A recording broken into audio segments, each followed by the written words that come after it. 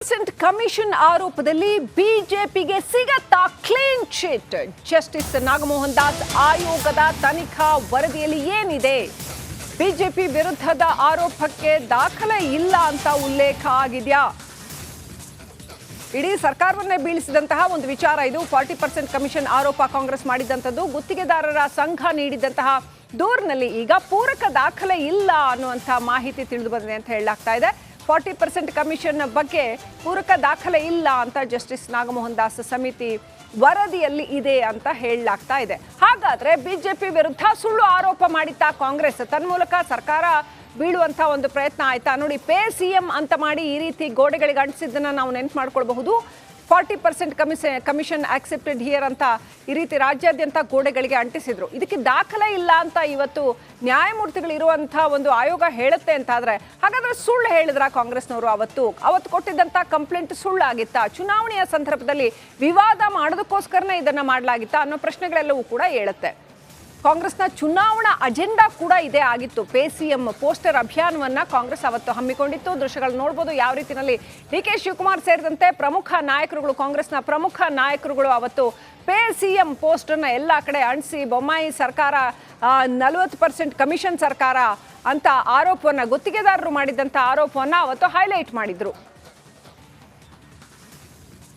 So ಏನೆಲ್ಲ ಇದೆ ಹಾಗಾದ್ರೆ ನಾಗಮೋಹನ್ ದಾಸ್ ಆಯೋಗದ ವರದಿಯಲ್ಲಿ ಏನೆಲ್ಲ ಇದೆ? ನಮ್ಮ ಪ್ರತಿನಿಧಿ ವಿಜಯ್ ಜುನ್ನಳ್ಳಿ ಲೈವ್ ಕನೆಕ್ಟ್ ಆಗಿದ್ದಾರೆ. ವಿಜಯ್, ಸಾಕಷ್ಟು ಕುತೂಹಲ ಇದೆ. ನೋಡಿ, ಅವತ್ತು ಸರ್ಕಾರ ಬೀಳೋದಕ್ಕೆ ಕಾರಣ ಆಗಿತ್ತು. ಅಷ್ಟರವರೆಗೆ ಇದು ಈ 40% ಕಮಿಷನ್ ಆರೋಪ ಬಹಳ ದೊಡ್ಡ ಆರೋಪ ಆಗಿತ್ತು. ಇವತ್ತು ಅದಕ್ಕೆ ಪೂರಕ ದಾಖಲೆನೇ ಇಲ್ಲ ಅಂತ ಆದ್ರೆ, ಹಾಗಾದ್ರೆ ಅವತ್ತು ಹೇಳಿದ್ದು ಸುಳ್ಳ? ಕಾಂಗ್ರೆಸ್ ಅಭಿಯಾನವೇ ಸುಳ್ಳ ಅನ್ನುವಂಥ ಪ್ರೊಪಗಾಂಡನ ಅದು ಅನ್ನುವಂಥ ಪ್ರಶ್ನೆ ಹೇಳುತ್ತೆ. ಸೊ ಈ ಆಯೋಗದ ವರದಿಯಲ್ಲಿ ಯಾವೆಲ್ಲ ಪ್ರಮುಖ ಅಂಶಗಳಿದ್ದಾವೆ ಮತ್ತು ಇದು ಬಿಜೆಪಿಗೆ ವರದಾನ ಆಗಲಿದೆಯಾ, ಹೇಗೆ? ಎಕ್ಸಾಕ್ಟ್ಲಿ ಶ್ರೀಲಕ್ಷ್ಮಿ, ಕಳೆದ ಬಿಜೆಪಿ ಸರ್ಕಾರದಲ್ಲಿ ದೊಡ್ಡ ಸಂಚಲನಕ್ಕೆ ಕಾರಣ ಆಗಿದ್ದಂತಹ 40% ಹಗರಣ ಏನಿದೆ, ಆಗ ಈ ಸರ್ಕಾರ ಅಧಿಕಾರಕ್ಕೆ ಬರುವುದಕ್ಕೆ, ಅಂದರೆ ಕಾಂಗ್ರೆಸ್ ಸರ್ಕಾರ ಅಧಿಕಾರ ಬರುವುದಕ್ಕೆ ಅದು ಒಂದು ಆರೋಪ ಕಾರಣ. ದೊಡ್ಡ ಮಟ್ಟದಲ್ಲಿ ಕಾಂಗ್ರೆಸ್ಸು, ಆಗ ಪ್ರತಿಪಕ್ಷದಲ್ಲಿದ್ದಂಥ ಕಾಂಗ್ರೆಸ್ಸು ದೊಡ್ಡ ಮಟ್ಟದಲ್ಲಿ ಹೋರಾಟ ಮಾಡಿತ್ತು, ದೊಡ್ಡ ಅಭಿಯಾನವನ್ನು ಮಾಡಿತ್ತು. ಬಿಜೆಪಿ ಕೂಡ ಮುಜುಗರಾಗಿತ್ತು. ಅದಾದ ನಂತರ ಸರ್ಕಾರ ಅಧಿಕಾರಕ್ಕೆ ಬಂದ ನಂತರ ಒಂದು ಕಡೆ ಲೋಕಾಯುಕ್ತ ತನಿಖೆ ಕೂಡ ಆಗ್ತಾ ಇತ್ತು. ಅದಾದ ಬಳಿಕ ನ್ಯಾಯಮೂರ್ತಿ ನಾಗಮೋಹನ್ ದಾಸ್ ಅವರ ಅಧ್ಯಕ್ಷತೆಯಲ್ಲಿ ಸಮಿತಿಯನ್ನು ರಚನೆ ಮಾಡಲಾಯಿತು. ಗುತ್ತಿಗೆದಾರರು ಸಂಘ ಮಾಡಿದಂತಹ 40% ಕಮಿಷನ್ ಆರೋಪ ಸಂಬಂಧಪಟ್ಟಂತೆ ಏನು ನ್ಯಾಯಮೂರ್ತಿ ನಾಗಮೋಹನ್ ದಾಸ್ ಅವರ ಕಮಿಷನ್ನು, ಆ ಆಯೋಗ ಮಾರ್ಚ್ 13ನೇ ತಾರೀಕು ಸರ್ಕಾರಕ್ಕೆ ವರದಿಯನ್ನು ಕೊಟ್ಟಿರ್ತಾರೆ. ಆಗಲೇ ಕೂಡ ಒಂದು ವಿಚಾರ ಗೊತ್ತಾಯಿತು, ಇದರಲ್ಲಿ ಪ್ರಬಲ ಸಾಕ್ಷಿಗಳಿಲ್ಲ ಅಂತ.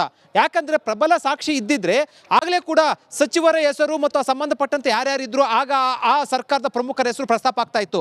ಈಗ ಅದರ ದಾಖಲೆ ಲಭ್ಯ ಆಗಿರುವಂಥದ್ದು. ಅದರಲ್ಲಿ ಒಂದು ಬಹಳ ಇಂಟ್ರೆಸ್ಟಿಂಗ್ ವಿಚಾರ ಅಂತಂದರೆ ಶ್ರೀಲಕ್ಷ್ಮಿ, ಅದರಲ್ಲಿ ಒಂದು ಹೇಳ್ತಾರೆ, ಅಂದರೆ ಕೊಟ್ಟಿರುವಂಥ ವರದಿಯಲ್ಲಿ 28/11/2023 ಗುತ್ತಿಗೆದಾರರ ಸಂಘ ಯಾರು ಆರೋಪ ಮಾಡಿತ್ತು, ಆ ಸಂಘವು ಆಯೋಗಕ್ಕೆ ಸಲ್ಲಿಸಿರುವಂಥ ಲಿಖಿತ ದೂರಿನಲ್ಲಿ 40% ಕಮಿಷನ್ ಬಗ್ಗೆ ಯಾವುದೇ ಪ್ರಸ್ತಾಪ ಇಲ್ಲ ಅಂತ ಹೇಳಿದ್ದಾರೆ.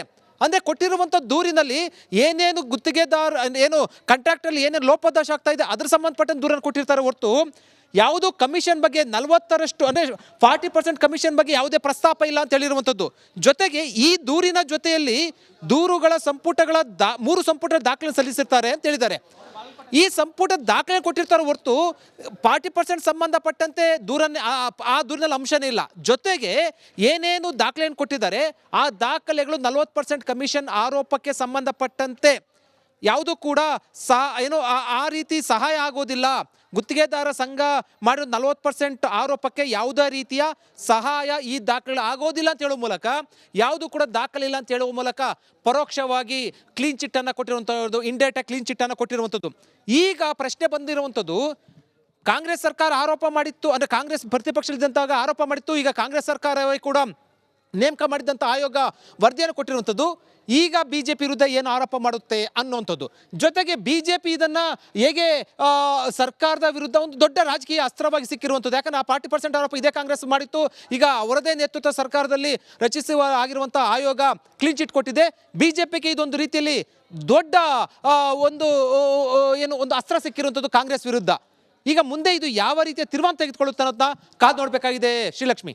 ಇವತ್ತು ವಿಜಯ್, ಕಾಂಗ್ರೆಸ್ ಗೌರ್ಮೆಂಟ್ ಇರ್ತಕ್ಕಂಥದ್ದು ಇದು ಒಬ್ಬ ನ್ಯಾಯಮೂರ್ತಿಗಳ ನೇತೃತ್ವದಲ್ಲಿ ಇರ್ತಕ್ಕಂಥ ಒಂದು ಆಯೋಗ ಬಹಳ ಟ್ರಾನ್ಸ್ಪರೆಂಟ್ ಆಗಿ ವರದಿಯನ್ನು ಕೊಟ್ಟಿರ್ತದೆ ಅಂತಾನೆ ನಾವು ನೋಡಿದ್ರು. ಇವತ್ತು ಸರ್ಕಾರ ಇದೆ, ಇಲ್ಲಿ ಸರ್ಕಾರ ದಾಖಲೆಗಳನ್ನ ಕೊಡ್ಬೋದಲ್ವಾ? ಅವ್ರದ್ದೇ ಸರ್ಕಾರ ಇದೆ, ಅವ್ರಿಗೆ ಬೇಕು ಅಂತಂದ್ರೆ ಅವ್ರು ಅವತ್ತು ಮಾಡಿದ ಆರೋಪ ಸತ್ಯವೇ ಆಗಿದ್ದಲ್ಲಿ ಅಧಿಕಾರಿಗಳೆಲ್ಲ ಅವರವರೇ ಇದ್ದಾರೆ.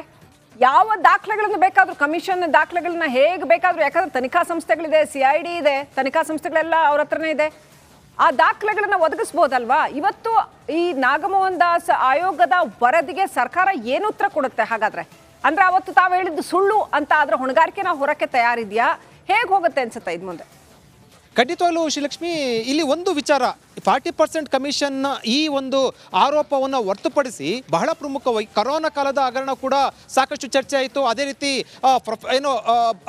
ಪ್ರೊಫೆಸರ್ಗಳ ನೇಮಕ ಸಂಬಂಧಪಟ್ಟಂತೆ ಕೂಡ ಸಾಕಷ್ಟು ಪ್ರಸ್ತಾಪ ಆಯಿತು. ಆಗ ಕಾಂಗ್ರೆಸ್ ಒಂದು ಹೇಳಿತ್ತು, ಅಧಿಕಾರಕ್ಕೆ ಬಂದ ನಂತರ ಎಲ್ಲ ಆರೋಪಗಳನ್ನು ನಾವು ಬಿಚ್ಚಿಡ್ತೀವಿ, ಸಂಬಂಧಪಟ್ಟವ್ರನ್ನ ಜೈಲಿಗೆ ಕಳಿಸ್ತೀವಿ ಅಂತ ಹೇಳಿದ್ರು. ಸರ್ಕಾರ ಬಂದು 1.5 ವರ್ಷ ಆಗ್ತಾ ಇರುವಂತದ್ದು, ಇನ್ನೊಂದು ತಿಂಗಳು 1.5 ತಿಂಗಳು ಹೋದ್ರೆ 2 ವರ್ಷ ತುಂಬುತ್ತೆ. ಸಂಪರ್ಕದಲ್ಲಿರಿ ವಿಜಯ್. ವಾಕ್ ಕಮಿಷನ್ ಆರೋಪದಲ್ಲಿ ಬಿಜೆಪಿಗೆ ಸಿಗತ್ತಾ ಕ್ಲೀನ್ ಚಿಟ್?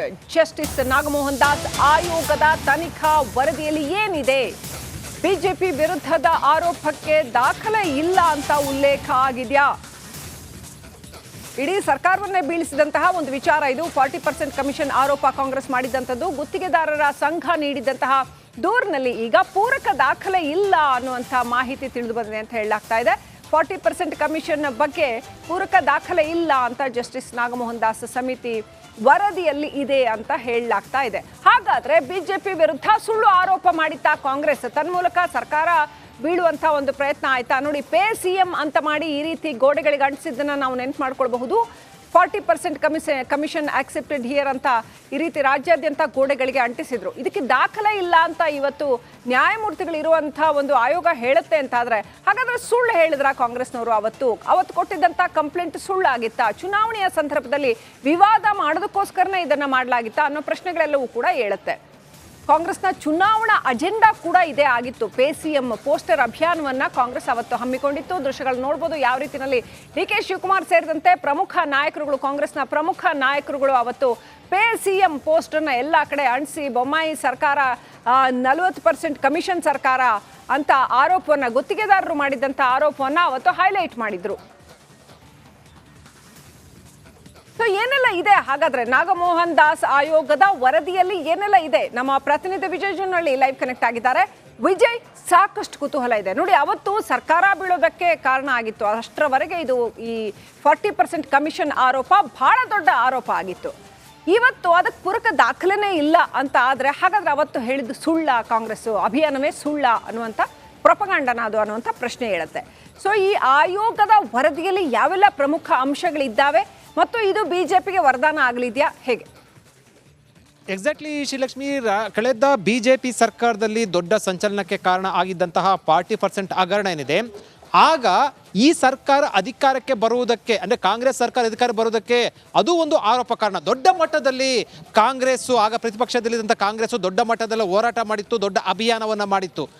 BJP ಕೂಡ ಮುಜುಗರಾಗಿತ್ತು. ಅದಾದ ನಂತರ ಸರ್ಕಾರ ಅಧಿಕಾರಕ್ಕೆ ಬಂದ ನಂತರ ಒಂದು ಕಡೆ ಲೋಕಾಯುಕ್ತ ತನಿಖೆ ಕೂಡ ಆಗ್ತಾ ಇತ್ತು. ಅದಾದ ಬಳಿಕ ನ್ಯಾಯಮೂರ್ತಿ ನಾಗಮೋಹನ್ ದಾಸ್ ಅವರ ಅಧ್ಯಕ್ಷತೆಯಲ್ಲಿ ಸಮಿತಿಯನ್ನು ರಚನೆ ಮಾಡಲಾಯಿತು. ಗುತ್ತಿಗೆದಾರರು ಸಂಘ ಮಾಡಿದಂತಹ 40% ಕಮಿಷನ್ ಆರೋಪ ಸಂಬಂಧಪಟ್ಟಂತೆ ಏನು ನ್ಯಾಯಮೂರ್ತಿ ನಾಗಮೋಹನ್ ದಾಸ್